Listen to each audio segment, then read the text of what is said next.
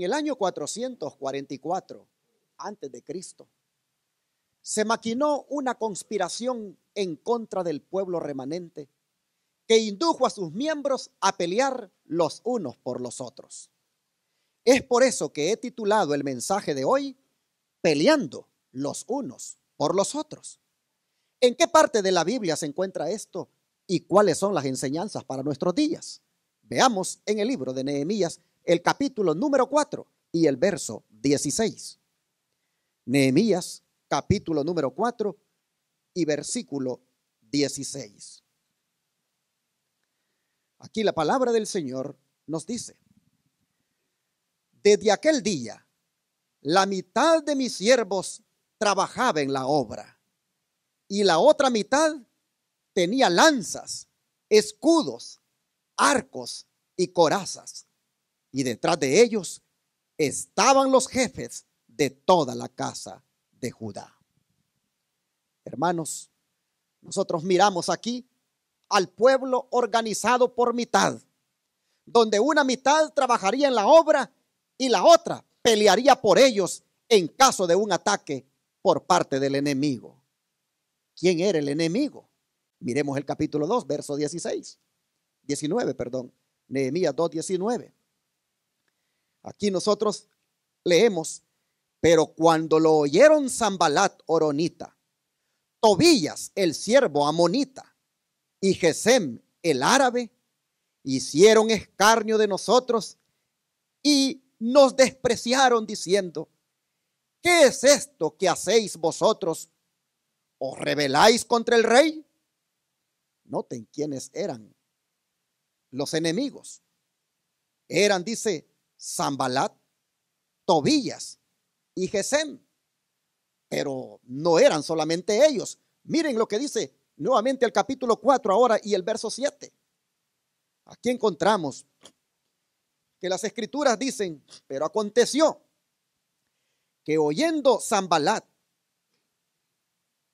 y Tobías y los árabes, los amonitas y los de Asdod, que los muros de Jerusalén eran reparados, porque ya los portillos comenzaban a ser cerrados, ¿qué cosa dice que sintieron? Se encolerizaron mucho. Interesante, hermanos, cómo describe aquí lo que sentían hacia el remanente. Dice que sentían desprecio y cólera, aunque de Sanbalat se dice que sentía furia, y junto con Tobías incitaban a su ejército en contra del pueblo de Dios. Pues miren aquí el capítulo 4, versículos 1 al 3. Dice: cuando oyó Sanbalat que nosotros edificábamos el muro, se enojó y se enfureció en gran manera, e hizo escarnio de los judíos, y habló delante de sus hermanos y del ejército de Samaria, y dijo: ¿qué hacen estos débiles judíos? ¿Se les permitirá volver a ofrecer sus sacrificios? ¿Acabarán en un día? ¿Resucitarán de los montones del polvo las piedras que fueron quemadas? Y estaba junto a él Tobías amonita, el cual dijo: lo que ellos edifican del muro de piedra, si se hubiere una zorra, lo derribará. Hermanos, nosotros vemos cómo estos textos confirman lo razonable que fue la estrategia de organizar al pueblo, como leímos hace unos momentos, por mitad, donde unos trabajarían y otros pelearían por los que trabajaran.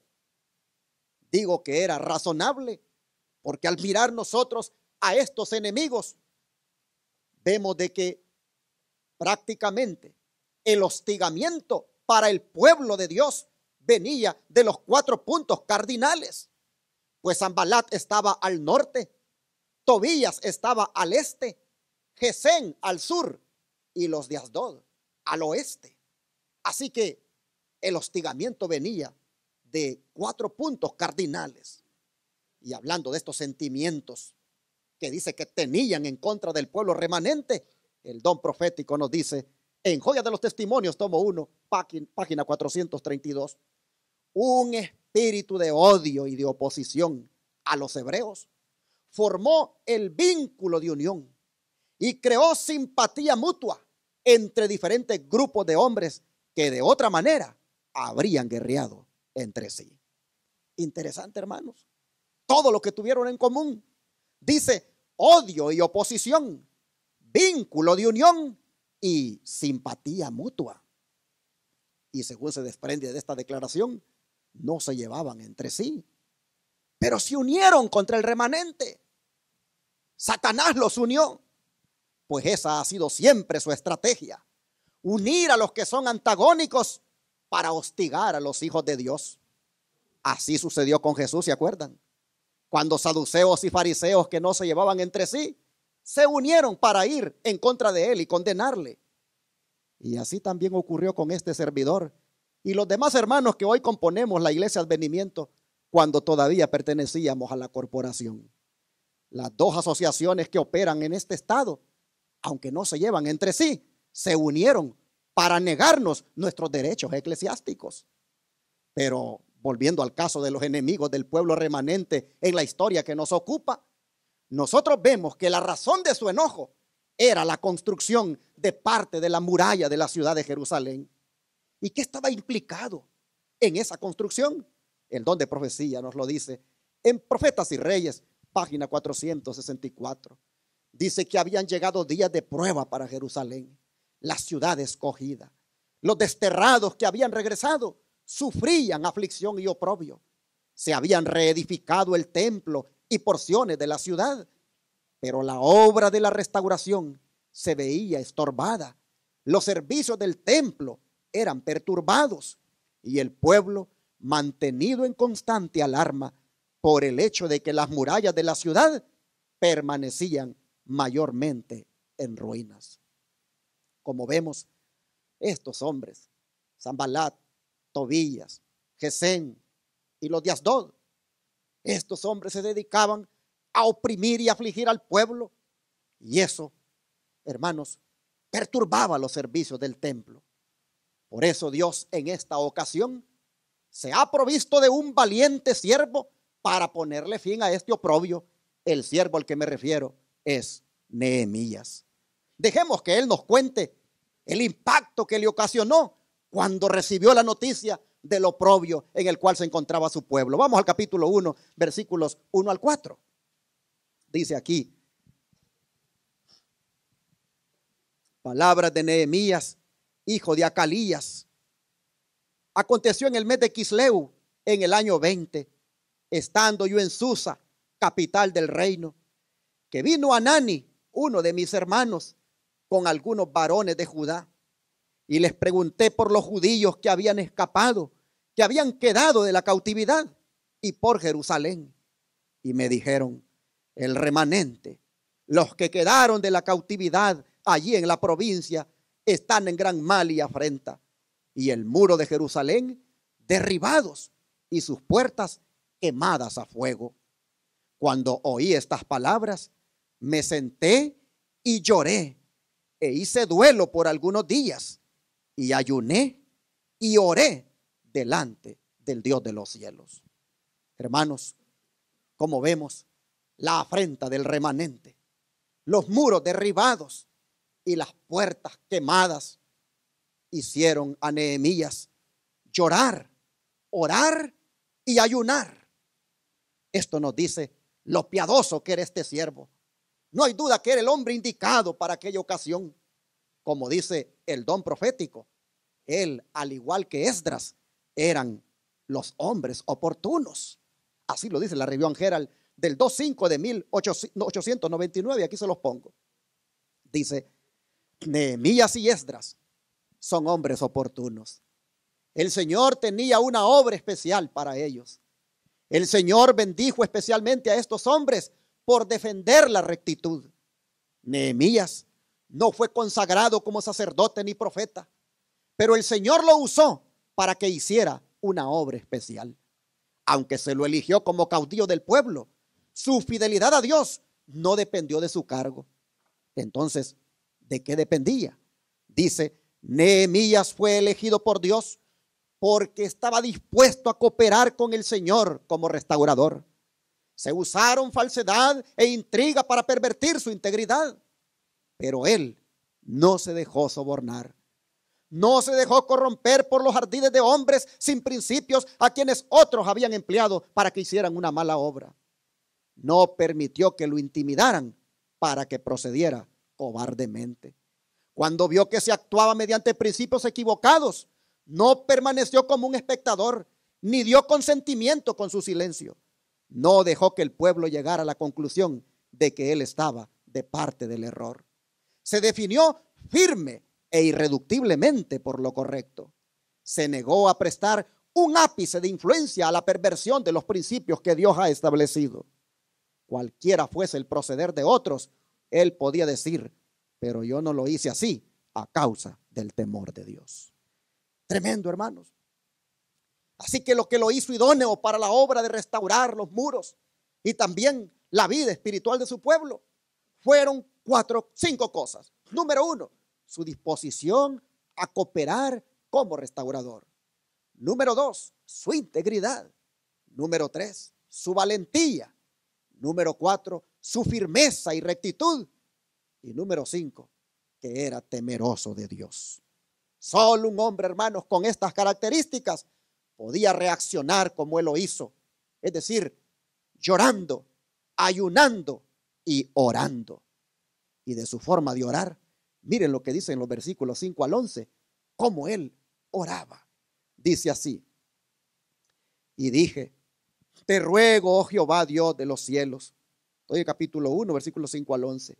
Te ruego, oh Jehová, Dios de los cielos, fuerte, grande y temible, que guarda el pacto y la misericordia a los que le aman y guardan sus mandamientos. Esté ahora atento tu oído y abiertos tus ojos para oír la oración de tu siervo que hago ahora delante de ti día y noche, por los hijos de Israel tus siervos, y confieso los pecados de los hijos de Israel que hemos cometido contra ti. Sí, yo y la casa de mi padre hemos pecado. En extremo nos hemos corrompido contra ti, y no hemos guardado los mandamientos, estatutos y preceptos que diste a Moisés tu siervo.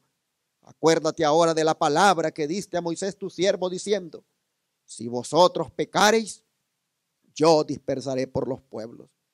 Pero si os volviereis a mí y guardareis mis mandamientos y los pusiereis por obra, aunque vuestra dispersión fuera hasta el extremo de los cielos, de allí os recogeré y os traeré al lugar que escogí para hacer habitar allí mi nombre.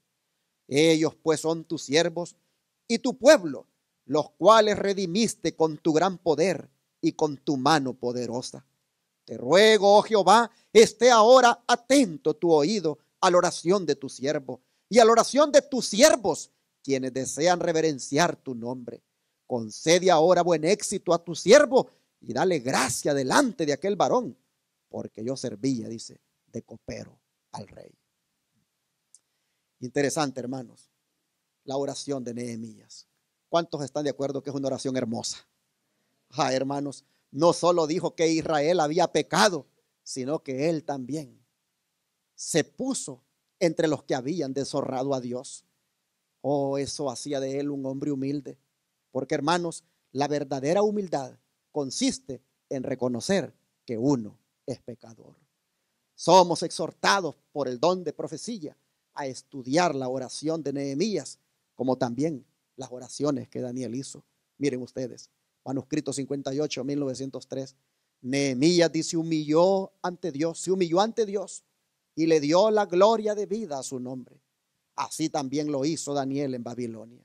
Estudiemos, dice, las oraciones de estos hombres. Nos enseñan que debemos humillarnos. Todos necesitamos acercarnos a Dios.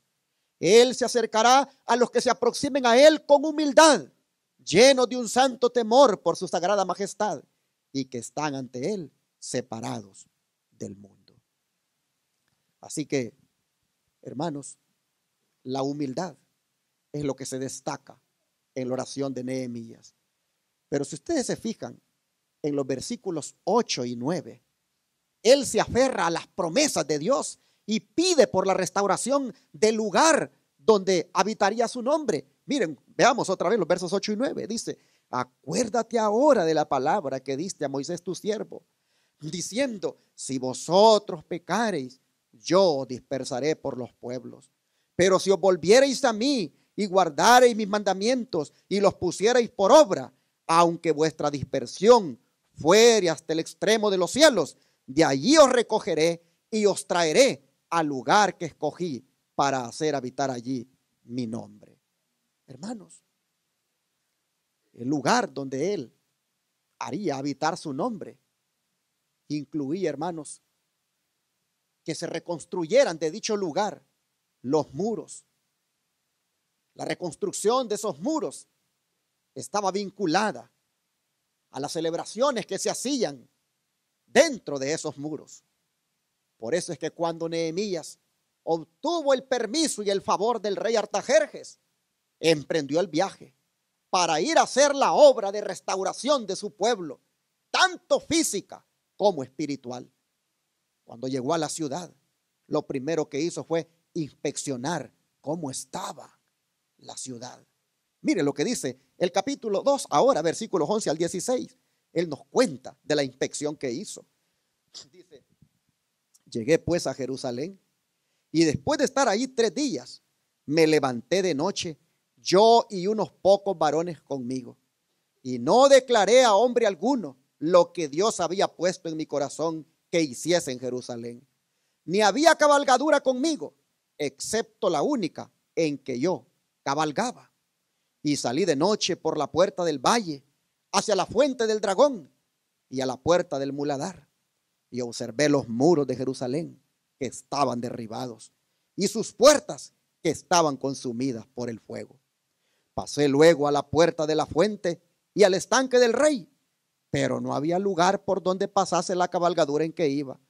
Y subí de noche por el torrente y observé el muro y di la vuelta y entré por la puerta del valle y me volví. Y no sabían los oficiales a dónde yo había ido, ni qué había hecho, ni hasta entonces lo había declarado yo a los judíos y sacerdotes, ni a los nobles y oficiales, ni a los demás que hacían la obra. Hermanos, nosotros tenemos aquí a un hombre que ha llegado a Jerusalén, pero ha llegado, número 1, lleno de fe. Número 2, con una gran visión. Y número 3, un hombre que practica el ayuno y la oración. Dice el verso 13 que observó los muros. Observó los muros y constató que estaban derribados. Oh, hermanos, como todo un médico, sondeó la herida para observar la magnitud de los daños y miró que lo reportado era verdad. Por lo tanto, su dolor al llorar, ayunar y orar era más que justificado. Pero saben, aquí hay una enseñanza que extraer y que el don de profecía nos la da. Porque así como Nehemías fue aquel día a constatar la situación de su pueblo y miró que efectivamente los muros estaban derribados.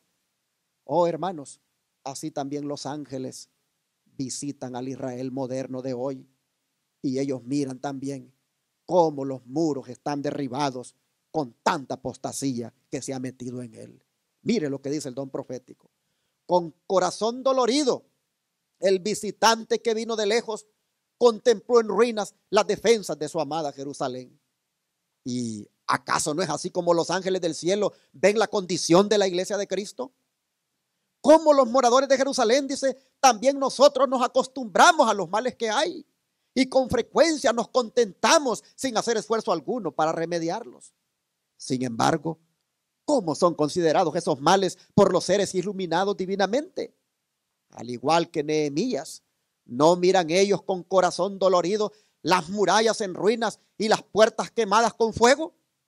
¿No son visibles por doquiera las vergonzosas muestras de apostasía y de conformidad con un mundo que ama el pecado y odia la verdad? En estos días de oscuridad y peligro, ¿quién puede erguirse en defensa de Sión para hacerle algún bien? Su condición espiritual y sus perspectivas No están de acuerdo con la luz ni los privilegios que Dios le ha concedido. Así está escrito en El Vigilante del Sur del año 22, del 22/3/1904. Hermanos, dice, no son visibles por doquiera las vergonzosas muestras de apostasía y de conformidad con un mundo que ama el pecado y odia la verdad. Mis hermanos, es lamentable la condición de la iglesia. Es lamentable la condición del Israel moderno. Es lamentable la condición del pueblo que se hace llamar el pueblo remanente.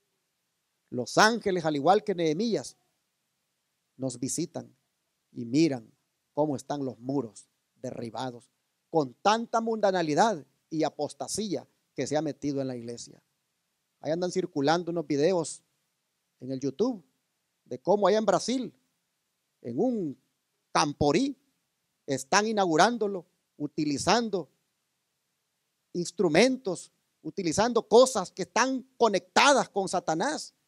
Oh, no hay discernimiento ya. La mundanalidad, el espiritismo se ha metido en la iglesia. La iglesia está siendo seducida por Hollywood. Y en los eventos de jóvenes, de conquistadores, ahí aflora Hollywood. Y los líderes inaugurando ese evento, utilizando esa hacha que tiene conexiones masónicas. Hermanos, dice la sierva del Señor que al igual que Nehemías vino a ver cómo estaban los muros, los ángeles vienen también a ver cómo están los muros hoy de la iglesia. Y con la apostasía y la mundanalidad que se ha metido, los ángeles miran que están derribados. Oh, hermanos, pero hay algo de Nehemías que vale la pena que nosotros aprendamos de esto. Y es que Nehemías no solo miraba la condición en la que el pueblo estaba, sino que se los hacía ver. Miren el capítulo 2, versículo 17 al 18, lo que dice. Les dije, vosotros veis el mal en que estamos, que Jerusalén está desierta y sus puertas consumidas por el fuego. Venid y edifiquemos el muro de Jerusalén y no estemos más en oprobio. Entonces les declaré cómo la mano de mi Dios había sido buena sobre mí, y asimismo las palabras que el rey me había dicho. Y dijeron, levantémonos y edifiquemos. Así esforzaron sus manos para bien. Hermanos, noten, no solamente miraba la condición de cómo estaba Jerusalén, sino que se las hizo ver. Y esto mismo es lo que tenemos que hacer los pastores y los ancianos de hoy. Debemos hacerle ver al pueblo la condición en la que está, con sermones de amonestación y no con temitas suaves, donde la gente solo dice, me gusta cómo predica el pastor, pero no hace ningún cambio en su vida. Oh, hermanos, no hay amonestación, no se le hace ver al pueblo la condición, no se le dice a la iglesia que las hermanas con sus vestidos cortitos, con sus faldas pegadas, con esa forma provocativa de vestir, están haciendo la obra de Satanás y que así no van a ir al cielo. No se le dice a la iglesia en cuanto a las hermanas que todavía andan pintadas y usando anillos, y los hermanos que todavía andan metidos en deportes, en películas y en un montón de cosas mundanas. No se amonesta a la iglesia, no se le hace ver a la iglesia cómo está su condición. Siempre se está buscando sermones que a la gente le guste oír. Miren, Nehemías miró cómo estaban los muros, pero le hizo ver al pueblo cómo estaba su condición, porque había que hacer una reforma. Hermanos, el don de profecía dice aquí, se los leo, siempre en el Vigilante del Sur, este periódico que donde la hermana Guaya escribía, dice, se necesitan hoy hombres, dice, como Nehemías en la iglesia. No solo hombres que puedan orar y predicar, sino hombres cuyas oraciones y cuyos sermones estén sostenidos con propósitos firmes y decididos. La conducta seguida por este patriota hebreo para la realización de sus planes debiera ser adoptada por ministros y dirigentes. El éxito alcanzado por los esfuerzos de Nehemías muestra lo que lograrán la oración, la fe y la acción sabia y decidida. Una fe viviente promoverá una acción decidida. El espíritu manifestado por el dirigente se reflejará en el pueblo. Si los dirigentes que profesan creer las verdades solemnes e importantes que han de ser una prueba para el mundo en este tiempo, no manifiestan un celo ardiente a fin de preparar a un pueblo que esté en pie en el día de Dios, debemos esperar que la iglesia sea descuidada, indolente y amante de los placeres. Si no hay sermones que reprenden el pecado, si no hay sermones que reprenden esa forma de vestir mundana, esa forma de adornarse mundana, esas diversiones mundanas, si no hay sermones que reprendan la forma mediocre en que se vive, hermanos, la iglesia será descuidada, indolente y amante de los placeres. Por lo tanto, se necesitan hombres como Nehemías que miren cómo están las murallas, pero le hagan ver al pueblo que esas murallas están derribadas y no pueden seguir así. Pastores y ancianos, miren, que no nos tiemble la mano cuando de reprender el pecado se trata. Es posible que nos quedemos con unos pocos en la iglesia, pero es mejor unos pocos consagrados y comprometidos para ir al cielo a tener muchos llenos de mundo en su vida. Hermanos, nosotros miremos el mal en el que anda el pueblo, pero reprendámoslo. Si solo vemos el bien, nos engañamos a nosotros mismos y engañamos a la gente. Pero también, cuando veamos el mal, incluyámonos nosotros. Pues dice aquí que Nehemías, él se incluía. Él decía, vosotros veis, decía él, el mal en que estamos. Él no era el culpable de que eso estuviera ahí así, pero él se incluía. El don de profecía sigue diciendo, necesitamos hombres como Nehemías en esta época del mundo, para que despierten a la gente y le haga ver cuán lejos está de Dios debido a la transgresión de su ley. Nehemías era un reformador, un gran hombre suscitado para un momento importante. Cuando se enfrentó al mal y a toda suerte de oposición, se despertó un nuevo valor y celo. Su energía y determinación inspiraron a los habitantes de Jerusalén y la fortaleza y el valor tomaron el lugar de la debilidad y el desánimo. Fueron contagiosos sus propósitos santos, su gran esperanza, su alegre consagración al trabajo. La gente captó el entusiasmo de su caudillo y en su esfera cada hombre se convirtió en un Nehemías y ayudó a fortalecer la mano y el corazón de su vecino. Aquí hay una lección para los ministros de los días de hoy.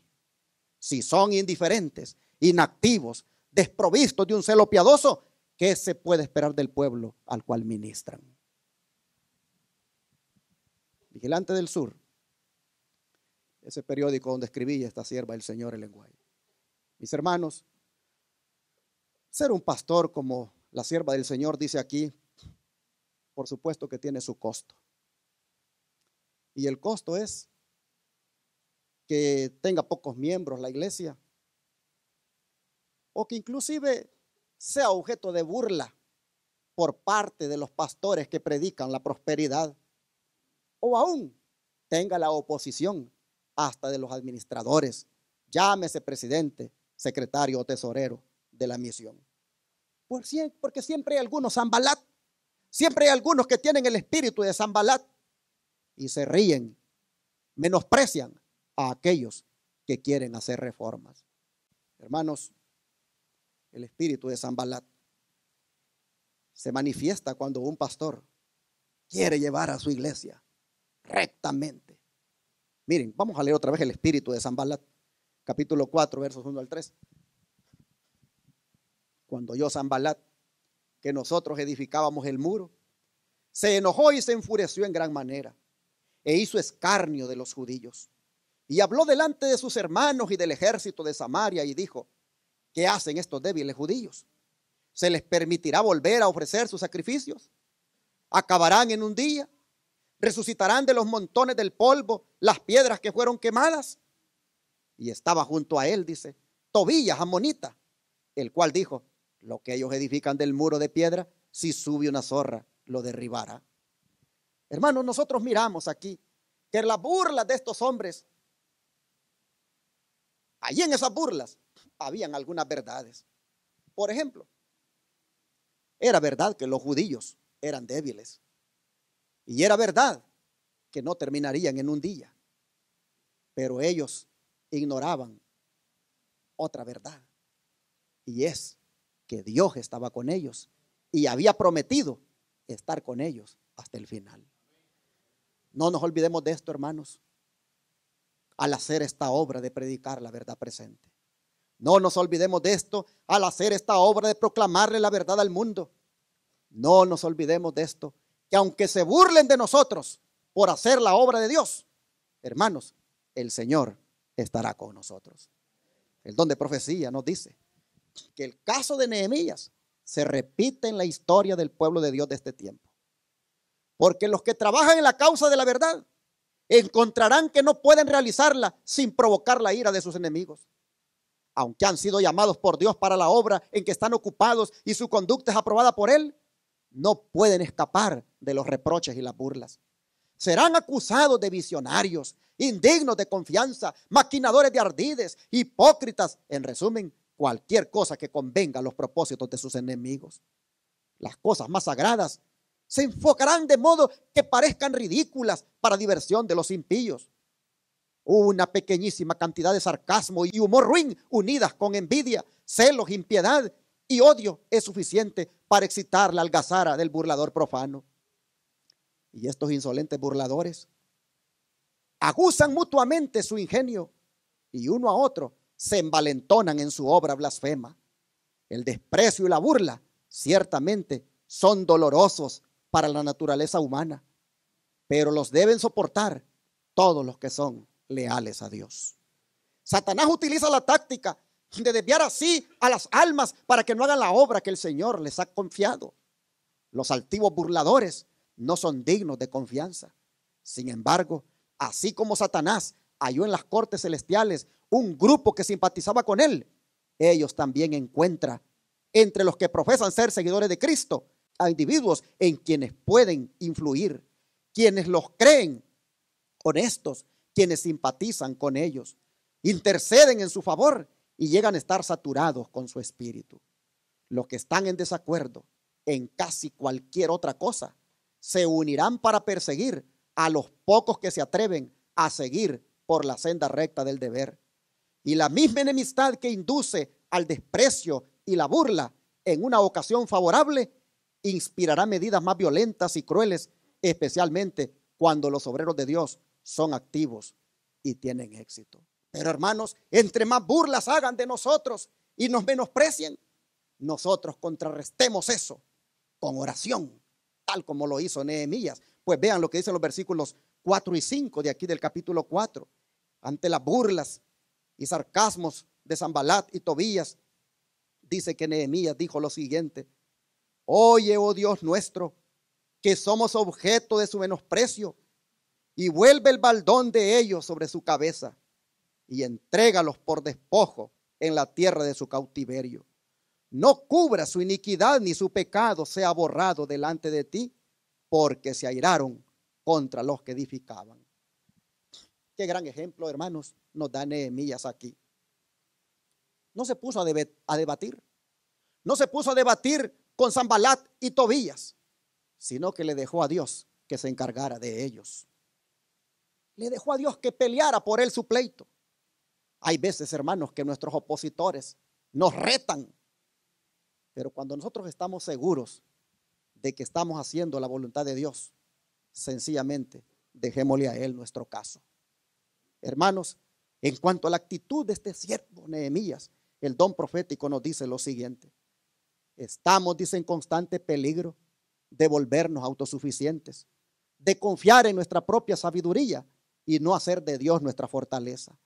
Nada perturba más a Satanás que el hecho de que no ignoremos sus artimañas. Si reconocemos nuestros peligros, sentiremos nuestra necesidad de oración como la sintió Nehemías. Y como él, obtendremos esa fuerte defensa que nos dará seguridad en los peligros. Si somos descuidados e indiferentes, ciertamente seremos vencidos por las artimañas de Satanás.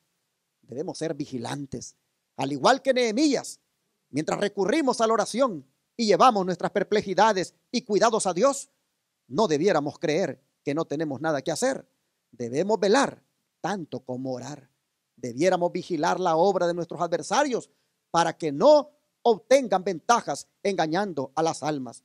Con la sabiduría de Cristo debemos hacer esfuerzos para desbaratar sus propósitos, al mismo tiempo que no debiéramos permitir que nos aparten de nuestra gran obra. La verdad es más poderosa que el error. La rectitud prevalecerá sobre la injusticia. Encontraremos toda suerte de oposición, como le sucedió a los edificadores de los muros de Jerusalén. Pero si velamos y oramos y trabajamos como ellos lo hicieron, Dios librará nuestras batallas por nosotros y nos dará preciosas victorias. Review and Herald 6-7, 1886. Y sí, Nehemías obtuvo la victoria. Después de haber orado, miren lo que dice el versículo 6, siempre de aquí del capítulo 4. Edificamos pues el muro y toda la muralla fue terminada hasta la mitad de su altura, porque el pueblo, ¿qué cosa tuvo? Ánimo para trabajar. Amén, hermanos. Hermanos, Dios contestó la oración de Nehemías, dándole al pueblo, ¿qué cosa? Ánimo para trabajar. Satanás quería lograr lo opuesto con sus burlas y palabras de desprecio, pero se llevó la gran sorpresa.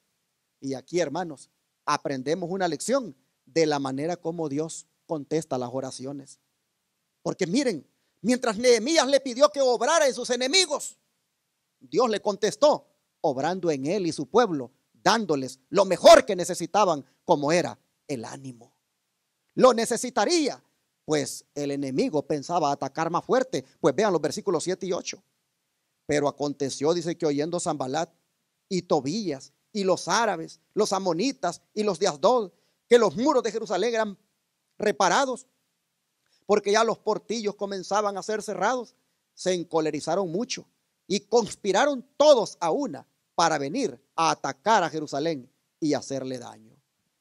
Nosotros vemos aquí, hermanos, que cuando la obra de Dios está prosperando, el enemigo, dice, se encoleriza mucho y conspira contra aquellos que hacen la obra. Yo les pregunto, ¿ustedes creen que los enemigos de Advenimiento TV y Radio Advenimiento no quisieran ya conspirar contra ellos para que dejen de transmitir la verdad? Claro que sí, hermanos, pero no lo han logrado porque Dios tiene el control. Hay almas que todavía necesitan ser selladas y a través de esos medios de comunicación están recibiendo la verdad presente. ¿Y qué hizo nuevamente Nehemías ante aquel enemigo encolerizado que quería impedir la obra? Vamos a ver el verso 9. Entonces dice, miren ustedes, qué hombre de oración.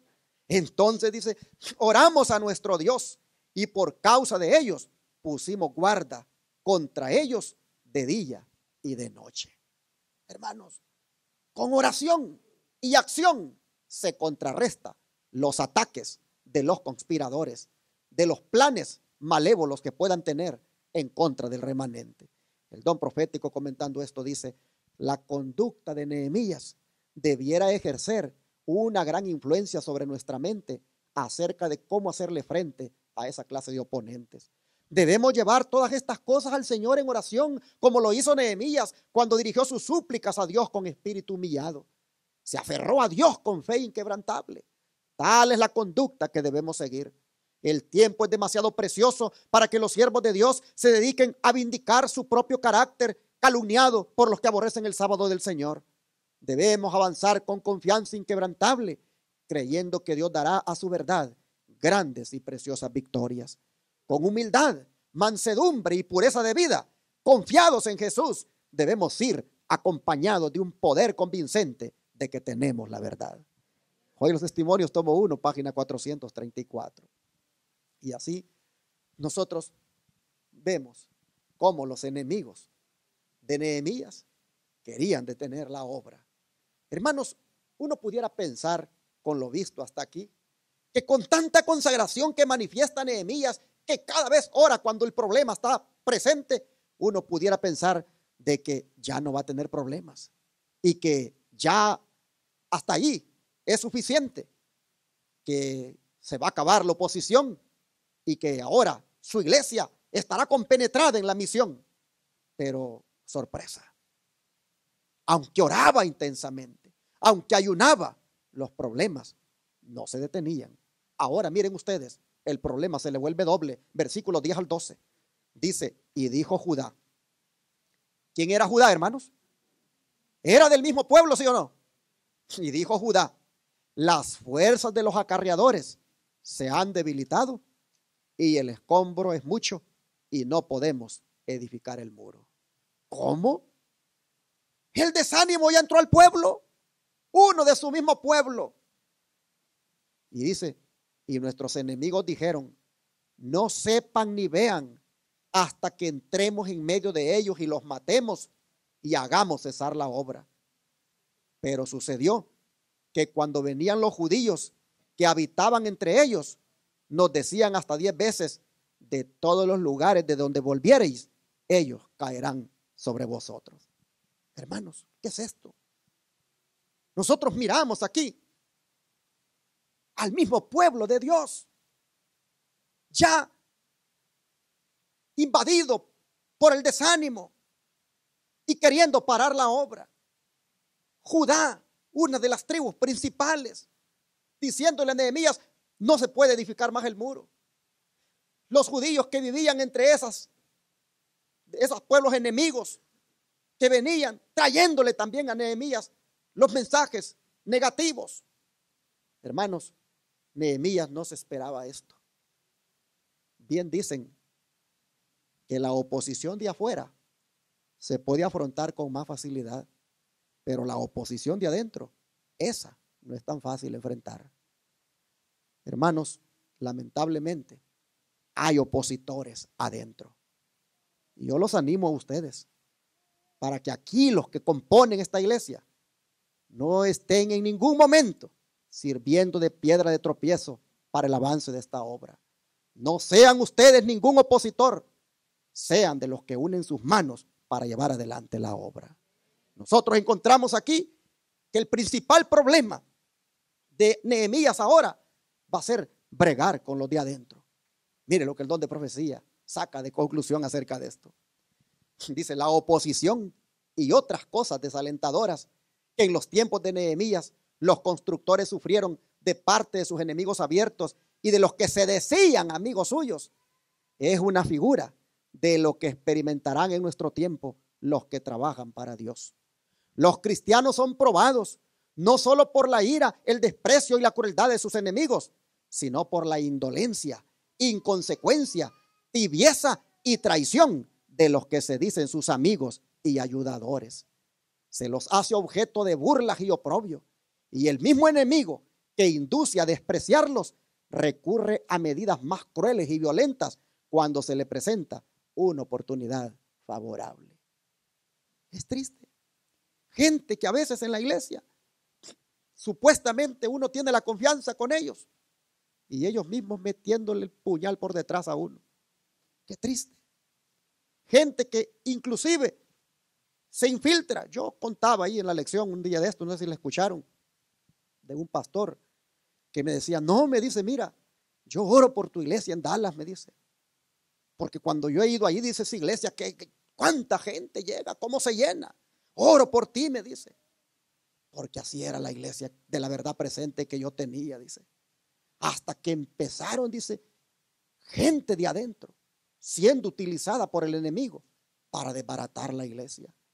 Es más, dice, llegó uno que dijo que había llegado con la misión de dividir la iglesia. Le habían encomendado de parte de la conferencia que se infiltrara en el pueblo y que buscara por todos los medios dividirlos. Y estuvo por mucho tiempo con nosotros, pero cada mensaje de verdad presente que recibía le tocaba el corazón. Hasta que llegó un momento que dijo, no puedo estar contra este pueblo. Y se declaró un defensor de la verdad presente. Ahora es uno de los ancianos fieles y valientes de la iglesia, porque Dios le transformó su pensamiento.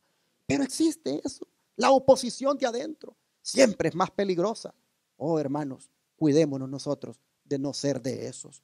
Dice la sierva del Señor, para lograr sus propósitos, dice, Satanás se vale de todo elemento no consagrado. Entre los que profesan apoyar la causa de Dios, hay quienes que se unen con sus enemigos y así exponen su causa a los ataques de sus más acervos adversarios. Aún los que desean ver prosperar la obra de Dios debilitan las manos de sus siervos, oyendo, difundiendo y creyendo a medias las calumnias, jactancias y amenazas de sus adversarios. Hermano, hermana, Si tienes algo que averiguar, busca a los líderes y pregúntales, pero no te quedes con el chisme que otro te lleve y lo creas formando parte así de ese complot satánico. Dice, Satanás dice, obra con éxito asombroso mediante sus agentes, y todos los que ceden a su influencia están sujetos a un poder hechizador que destruye la sabiduría de los sabios y el entendimiento de los prudentes. Pero como Nehemías, los hijos de Dios no deben temer ni despreciar a sus enemigos. Cifrando su confianza en Dios, deben ir adelante con firmeza, hacer su obra con abnegación y entregar a su providencia la causa que representan. Hermanos de iglesias de hogar, allá en México, en Colombia, en Argentina, hermanos de la verdad presente, donde quiera que estén, no nos amedrentemos. Seamos fieles y valientes y llevemos adelante la verdad. Es verdad que van a levantarse de afuera y de adentro personas que nos van a querer imposibilitar el avance de la obra. Pero en la medida en que como Nehemías estemos consagrados a Dios, Él nos va a llevar al éxito. Así lo enseñan los versículos 13 al 14, miren ustedes. Dice, entonces dice Nehemías, por las partes bajas del lugar, detrás del muro y en los sitios abiertos, puse al pueblo por familias con sus espadas, con sus lanzas y con sus arcos.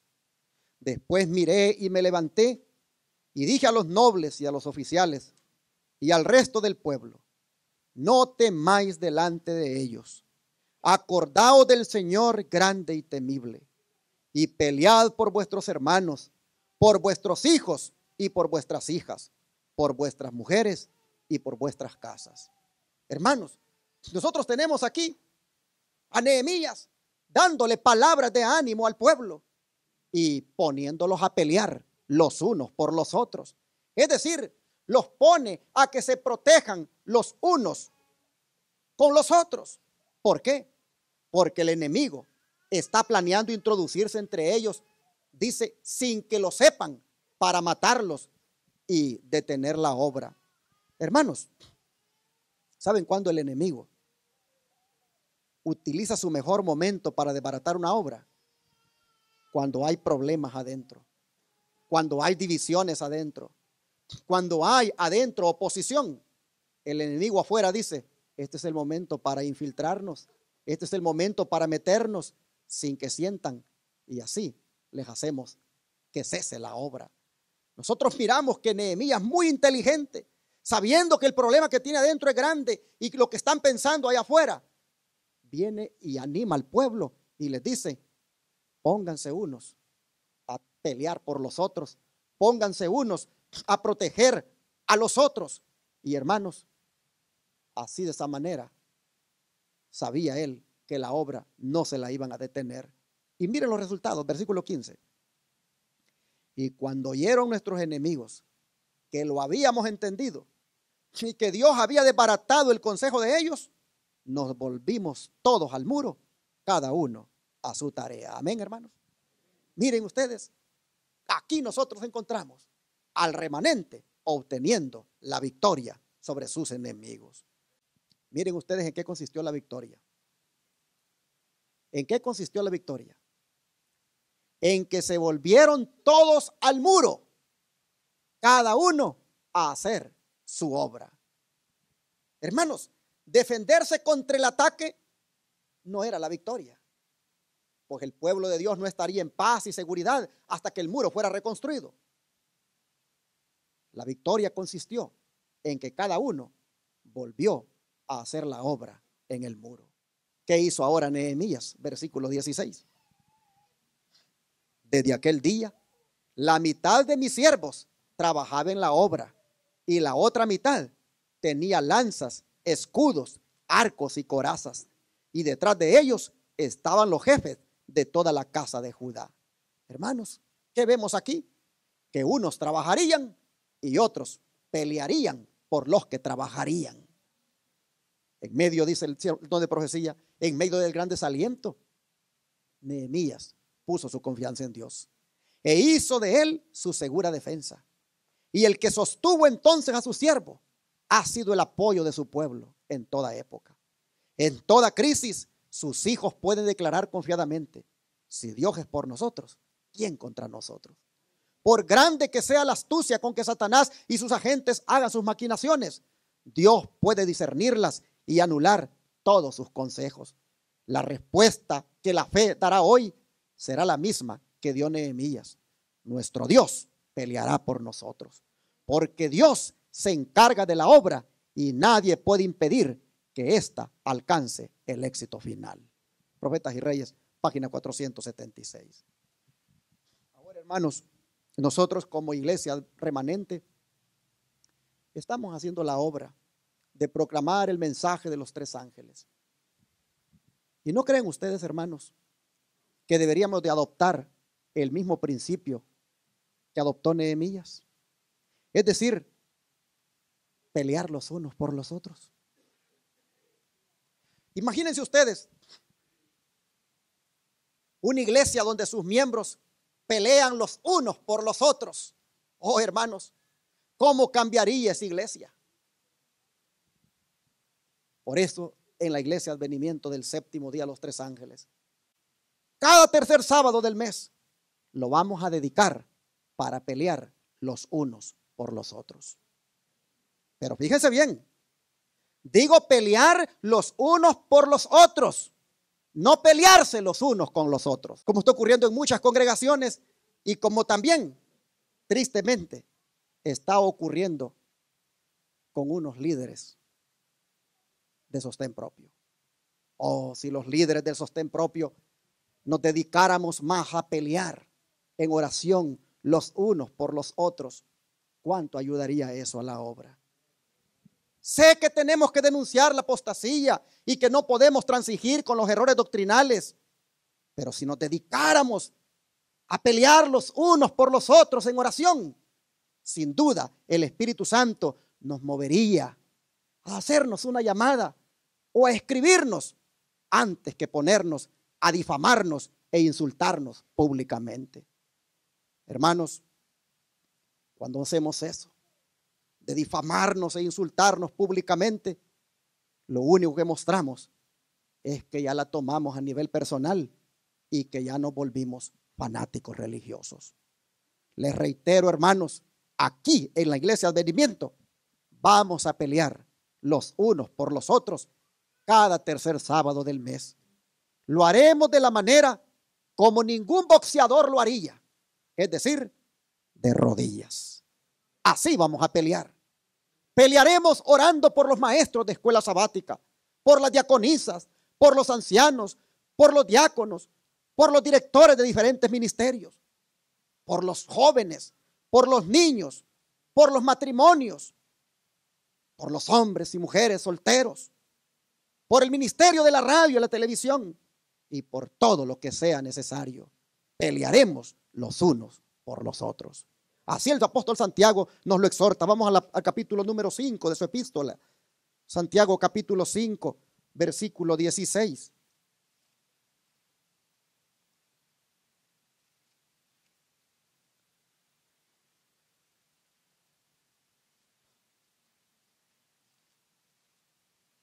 Dice el apóstol acá lo siguiente: confesaos vuestras ofensas unos a otros y orad unos por otros para que seáis sanados. La oración eficaz del justo puede mucho. Oh, hermanos, cuando oremos los unos por los otros, seremos sanados. ¿Saben de qué? De los prejuicios que tenemos a veces los unos contra los otros. Seremos sanados de la envidia que muchas veces manifestamos los unos contra los otros. Seremos sanados del orgullo que muchas veces manifestamos los unos contra los otros. Seremos sanados, hermanos, de todo ese celo y de toda esa envidia. A mí me duele mucho en mi corazón. A veces, cuando tengo tiempo, me caen por allí algunos videos de algunos líderes de sostén propio y puedo verle en sus palabras, en el espíritu con el que se expresan, puedo ver realmente lo que tienen en su corazón.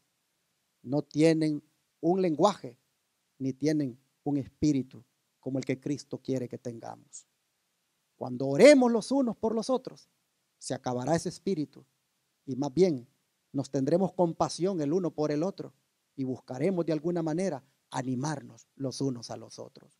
Oh, hermanos, nosotros aquí somos exhortados por el apóstol a orar los unos por los otros. Eso es pelear los unos por los otros, hermanos. Pelear de rodillas. Y lo vamos a hacer nosotros aquí cada tercer sábado del mes. Y lo vamos a hacer acompañado de ayuno, tal como lo hizo Nehemías, tal como lo hizo Jesús y tal como lo hicieron también los profetas, que ayunaron y oraron. Miren lo que dice el don de profecía.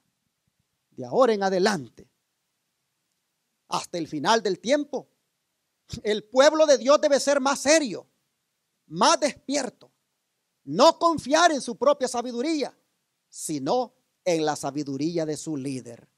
Deben reservar días para ayunar y orar.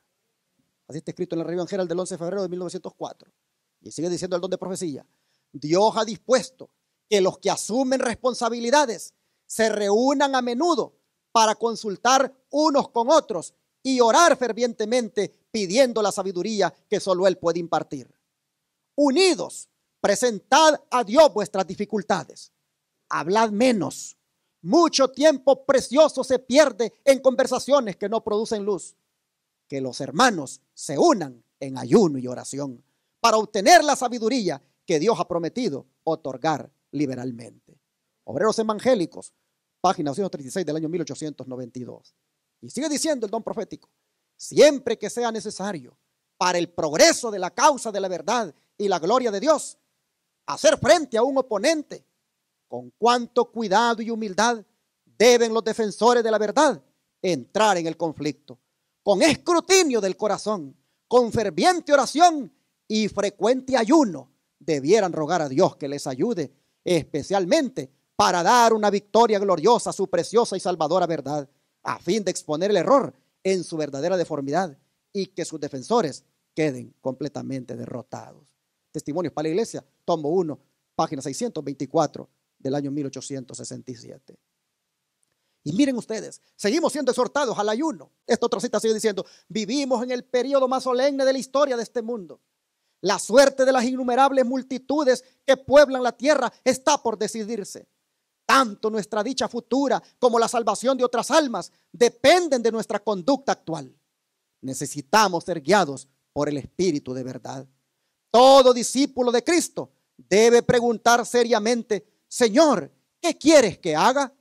Necesitamos humillarnos ante el Señor, ayunar, orar y meditar mucho en su palabra y especialmente acerca de las escenas del juicio. Oh, hermanos, porque el juicio investigador se está llevando a cabo, porque el juicio de los vivos está pronto a comenzar, porque estamos en el día de la expiación, el pueblo de Dios debería ayunar, orar y meditar mucho en su palabra. Así ha sido revelado. Sigue diciendo el don de profecía. Para ciertas cosas, el ayuno y la oración son recomendados y apropiados. En la mano de Dios son un medio de limpiar el corazón y de fomentar la buena disposición. Obtenemos respuesta a nuestras oraciones porque humillamos nuestras almas delante de Dios. Carta 73, 1896. Noten, el ayuno y la oración son recomendados y ¿qué cosa? Apropiados. Jesús dijo que después de su partida, sus discípulos ayunarían. Vamos a leerlo en Lucas 5. Lucas 5, versículos 33 y 35.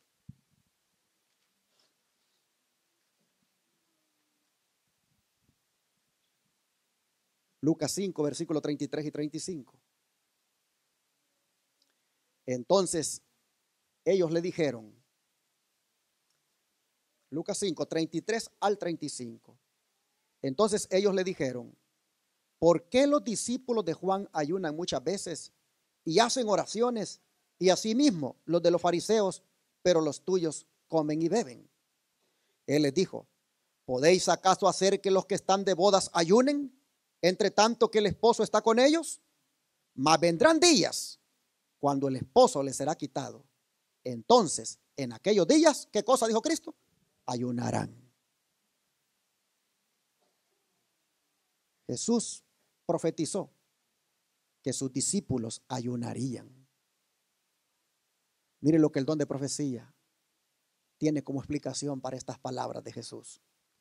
Las palabras de Cristo habían evocado un cuadro brillante, pero lo cruzaba una densa sombra que solamente su ojo discernía.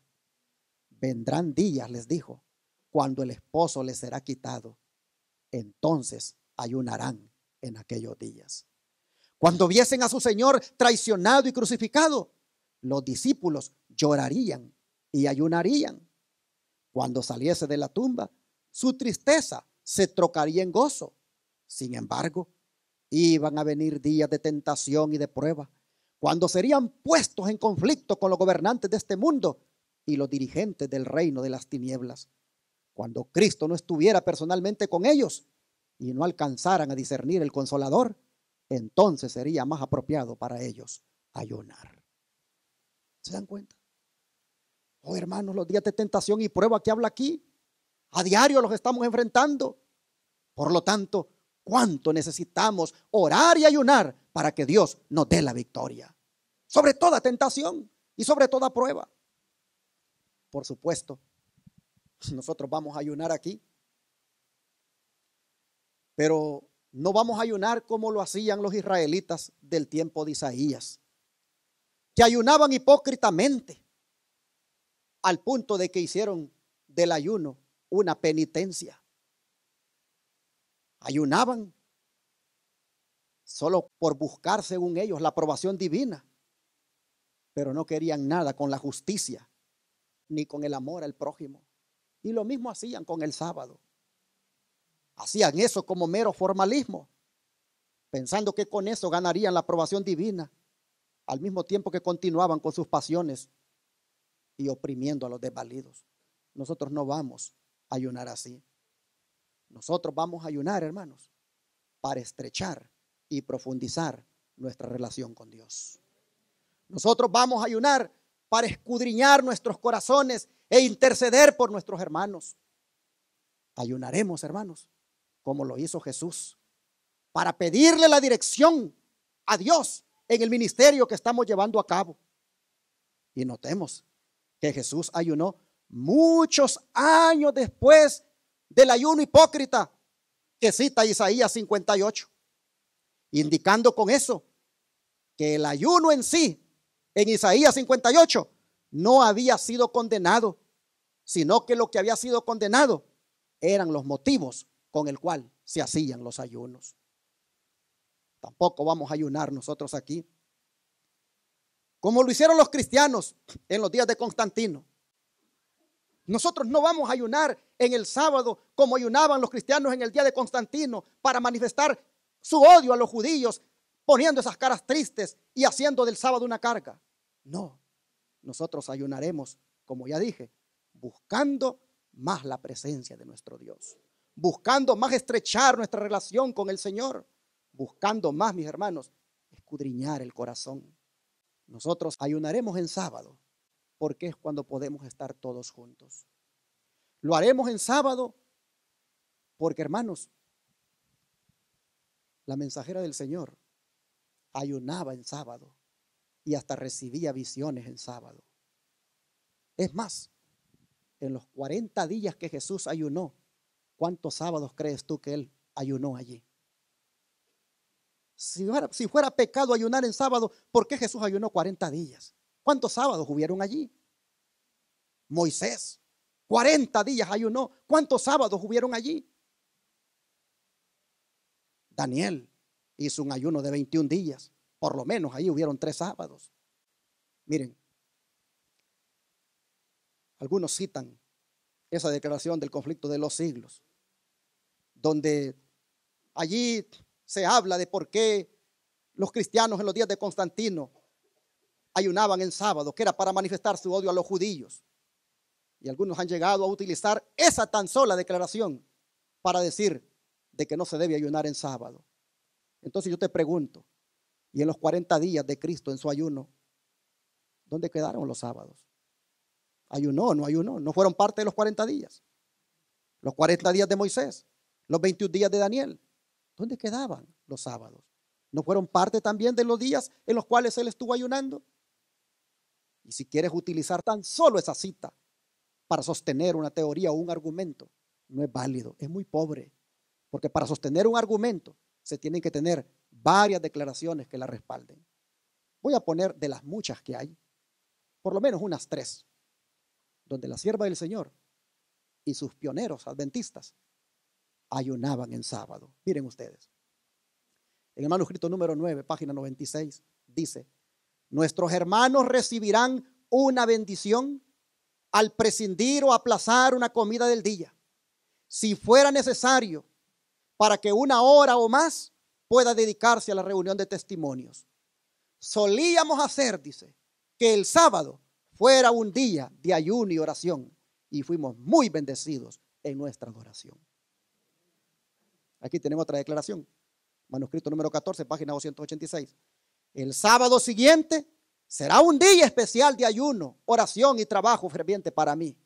Y confiaré en Dios, quien es mi ayudante y mi Dios para fortaleza. Él me ha ayudado amablemente y creo que todavía me ayudará. Anticipándome, me alegro de que las escenas del día de Pentecostés se repitan y que de hecho el poder de la gracia de Dios se otorgará de una manera maravillosa. Hablando de que el sábado siguiente sería un día especial de ayuno y oración, donde ella dice sería bendecida. Miren esta otra. La luz preciosa estaba entrando, exclamó la señora White. Mi paz era como un río. Jesús estaba muy cerca de mí. A principios de la semana, ella había contado en uno de sus sermones cómo en los primeros días del mensaje, cuando surgían desacuerdos entre los hermanos, se había apartado un día de ayuno y oración. Ahora era el momento de volver a la práctica y el día siguiente, el sábado, estaba reservado para ese propósito. Hermanos, no se comete ningún error, ningún pecado al ayunar en sábado. Más bien, seguimos el ejemplo de los hombres piadosos de Dios. Más bien, al hacerlo, seguimos el ejemplo de personas que en días como este buscaban la presencia del Señor. Ahora, ¿cómo deben ser las oraciones cuando estamos en los ayunos así públicos, donde hay muchas personas participando? Es más, ¿cómo deben ser las oraciones inclusive cuando venimos aquí a un día de oración? Mire lo que dice el don profético. Haz breves oraciones en las reuniones y largas oraciones cuando hablas y te comunicas con Dios en tu armario. Las oraciones largas son para cuando estamos solos con Dios allá en nuestra recámara. En la iglesia, las oraciones deben ser breves, deben ser cortas. Así está escrito en Manuscrito Release, volumen 10, página 130. ¿Por qué deben ser cortas las oraciones? Porque, hermanos, hay otra declaración del don profético donde dice que cuando uno hace esas oraciones largas, se convierte en asesino de oraciones públicas. Aquí se los pongo. Dice: temo que algunos no presenten sus dificultades a Dios en oración particular, sino que las reserven para la reunión de oración y allí eleven sus oraciones de varios días. A los tales se los puede llamar asesinos de reuniones públicas y de oración. No emiten luz, no edifican a nadie. Sus oraciones heladas y sus largos testimonios de apóstatas arrojan una sombra.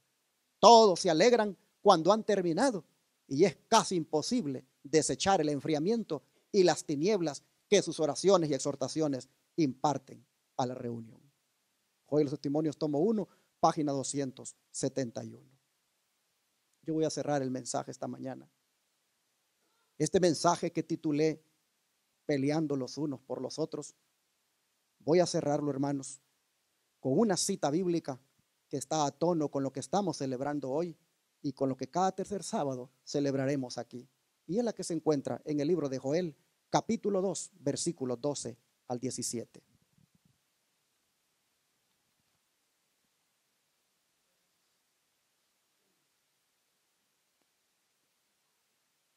Joel capítulo 2, versículos 12 al 17. La palabra de Dios dice: por eso pues ahora, dice quién, hermanos, el pastor enamorado, el profeta Joel. Por eso pues ahora, dice Jehová, convertíos a mí con todo vuestro corazón, con ayuno, con lloro y con lamento. En otras palabras, escudriña tu corazón. Mira cómo te has apartado de Dios. Busca verdaderamente apartarte de ese pecado. En el ayuno, considera cómo está tu vida delante del Señor y vuélvete a Él. Dice: rasgad vuestro corazón y no vuestros vestidos, y convertíos a Jehová vuestro Dios, porque misericordioso es y clemente, tardo para la ira y grande en misericordia, y que se duele del castigo. ¿Quién sabe si volverá y se arrepentirá y dejará bendición tras él? Esto es ofrenda y libación para Jehová vuestro Dios. Tocad trompeta en Sión, proclamad ayuno, convocad asamblea, reunid al pueblo, santificad la reunión, juntad a los ancianos, congregad a los niños y a los que maman. Salga de su cámara el novio y de su tálamo la novia. Entre la entrada y el altar lloren los sacerdotes ministros de Jehová y digan: perdona, oh Jehová, a tu pueblo, y no entregues al oprobio tu heredad, para que las naciones se enseñoreen de ella. ¿Por qué han de decir entre los pueblos: ¿dónde está su Dios? Hermanos y hermanas, es mi deseo y oración que, siguiendo la palabra de Dios, todos aquí peleemos todo este año los unos por los otros. Peleemos todos en oración y ayuno los unos por los otros. Pregunto en esta hora: ¿cuántos de los presentes y los que están mirándome a la distancia, cuántos realmente les gustaría pelear los unos por los otros? Que Dios les bendiga y que así nos encuentre el Señor peleando de rodillas.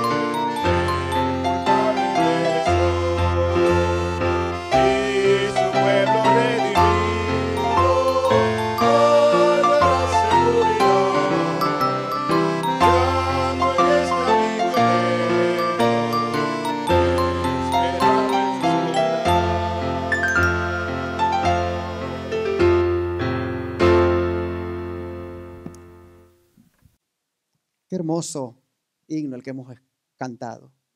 Oh, qué amigo nos es Cristo. Él sintió nuestra aflicción y nos manda que llevemos todo a Dios en oración. Hermanos, es posible que algunos de ustedes no se prepararon para ayunar, pero no importa, quédense con nosotros a pelear los unos por los otros. Miren, este es el día de la pelea, este es el día de la batalla. De rodillas ganaremos grandes victorias. Si usted no se preparó para ayunar, no importa, quédese, participe de este día de victoria. Usted que está allí mirándonos en el internet, Si no se preparó para ayunar este tercer sábado del mes, prepárese para el siguiente tercer sábado. Pero únase con nosotros. Cortaremos la señal un ratito nada más y luego la volveremos a abrir para que siga el servicio que estaremos llevando a cabo. Si quiere que oremos por usted, escriba ahí por el YouTube o por mi número de WhatsApp. Escriba sus pedidos de oración. Aquí oraremos por usted. Aquí habrá un pueblo de rodillas peleando la batalla de Jehová. Hermanos y hermanas, participemos de esto. Aquí está el poder. El cristiano que ora es un cristiano poderoso. Llevémosle a Dios, hermanos, nuestras flaquezas, nuestras angustias, nuestras aflicciones, todos esos pesares, traigamos a los pies de Jesús, hermanos. El que esté enfermo, venga con fe a los pies de Cristo. El Señor pondrá su mano sobre usted. Créalo. Una de las cosas que los pentecostales tienen más que nosotros es que eso sí creen. Nosotros a veces como que no creemos, hermanos. Vengamos con el cáncer, vengamos con la diabetes, vengamos con el problema de hipertensión. Vengamos a los pies de Cristo pidiendo la victoria por eso, hermanos. Él es Jehová nuestro sanador. Hay que buscar al Señor. Vamos a terminar orando de rodillas este mensaje. Dios Todopoderoso, por mucho tiempo, Señor, quizá como miembros de iglesia hemos estado peleándonos los unos con los otros. Pero hoy el mensaje ha sido: peleen los unos por los otros. Peleen de rodillas, orando el uno por el otro, protegiéndose el uno al otro. Oh Señor, te quiero rogar que como iglesia, habiendo sido enseñados hoy a través de este mensaje, no seamos lerdos ni perezosos en poner por obra tu palabra. Te ruego, Padre, que todos aquí, de ahora en adelante, nos dediquemos a pelear los unos por los otros en oración y ayuno. Por favor, Señor, te pido que esta iglesia la revistas, la invistas con el poder de tu Santo Espíritu. Oh Señor, te ruego que esta iglesia no sea una iglesia mediocre, no sea una iglesia mundana, no sea una iglesia que transige con el pecado, sino que sea una iglesia que todos los días se pone el manto de justicia de Cristo. Oh Padre, te ruego que cuando vengas en gloria o cuando nuestro nombre sea tomado allá en el juicio, oh Señor, nos encuentres peleando los unos por los otros, orando como pueblo. Te ruego que ahora nos escuches nuestros ruegos, porque como dije en el mensaje, Señor, solo buscamos escudriñar el corazón, encontrar en ti la paz, encontrar en ti el perdón y que quede en ti lo que hagas con nosotros. Bendícenos, Señor. Gracias por esta palabra en el nombre de Jesús. Amén.